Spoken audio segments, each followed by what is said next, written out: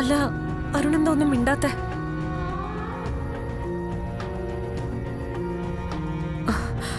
വിഷമിക്കല്ലേ അരുൺ, എല്ലാത്തിനും സോറി. എന്തെങ്കിലും ഒന്ന് പറയരുൺ, ഇല്ലെങ്കിൽ എനിക്കൊന്ന് ഉറങ്ങാൻ പറ്റില്ല. വേണ്ട, ഞാൻ വന്ന് നിന്നെ ഉറക്കിത്തരാം. ഐശ്വര്യ, അത് ഞാനാടി നീ കൈയടക്കി വെച്ചിരിക്കുന്നവന്റെ യഥാർത്ഥ ഭാര്യ ഐശ്വര്യ.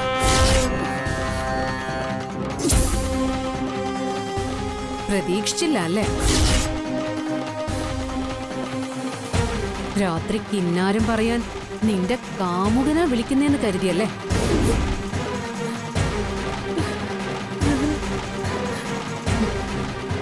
എടി, നീ എന്താ കരുതിയത്?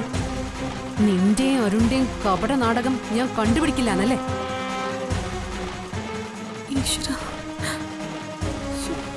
എടി, നീ നിന്റെ രഹസ്യ ഭർത്താവ് വരുന്നതും കാത്തിരിക്കായിരുന്നല്ലേ? വേണ്ടടി, നീ നേരെ ഇങ്ങോട്ട് വാ. ഇവിടെ എന്റെ ബെഡ്റൂം നിനക്ക് വേണ്ടി ഞാൻ ഒഴിഞ്ഞു തരാം. ഐശ്വര്യ, ഞാനത് നിർത്തടി. നീ ഓഫീസിലും എന്നെ പറ്റിച്ചു. മാഡം മാഡം എന്ന് വിളിച്ചിട്ട് നീയും അരുണും അവിടെ കുറെ ഡ്രാമ കളിച്ചു. എനിക്കിത്തിരി മനുഷ്യത്വം കൂടിപ്പോയി. അത് നീ അങ്ങ് മുതലാക്കി. നിന്റെ പർദ്ദയും ഒരു ജാസ്മിനും. ഇനിയും നിനക്ക് എന്നെ ദ്രോഹിച്ച് മതിയായില്ല അല്ലേ? ഐശ്വര്യ, ഞാൻ പറയുന്നതൊന്ന് കേൾക്ക്. നീ ഇനി എന്ത് പറയാൻ? നിനക്കിനി എന്താ പറയാനുള്ളത്? ഇനി നീ ഞാൻ പറയുന്നത് അങ്ങോട്ട് കേട്ടാ മതി. ഒരാൾക്കേ 2 ഭാര്യമാര്. ആ ഏർപ്പാട് ഇനി നടക്കില്ല. ഞാൻ അതിന് സമ്മതിക്കില്ല.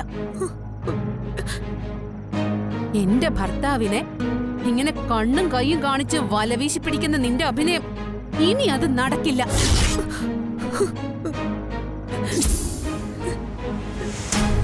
ദേ, എല്ലാം അരുണുമായിട്ടുള്ള ഫോൺ വിളി ഉൾപ്പെടെ എല്ലാം ഇന്ന് ഇപ്പോ ഈ നിമിഷം അവസാനിപ്പിച്ചോളണം.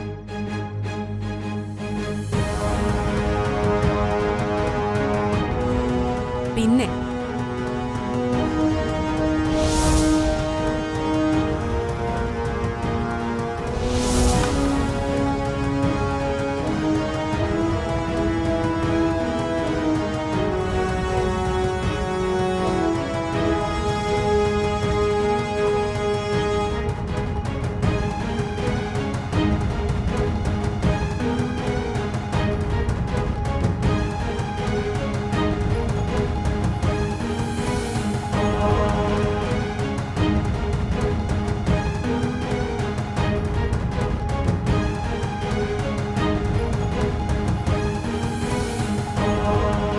ഇതിന്റെ പേരിൽ ഒരു സീനുണ്ടാക്കിയ അരുണ അശ്വതിയുടെ അടുത്ത് സ്ഥിരതാമസമാക്കിയെന്ന് വരും. ഇത് സൂക്ഷിച്ച് കൈകാര്യം ചെയ്യേണ്ട കാര്യ.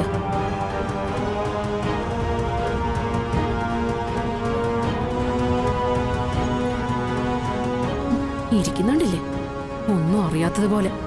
അശ്വതി, അവളോടുള്ള അരുണിന്റെ ബന്ധം ഞാൻ അവസാനിപ്പിച്ചു തരാം.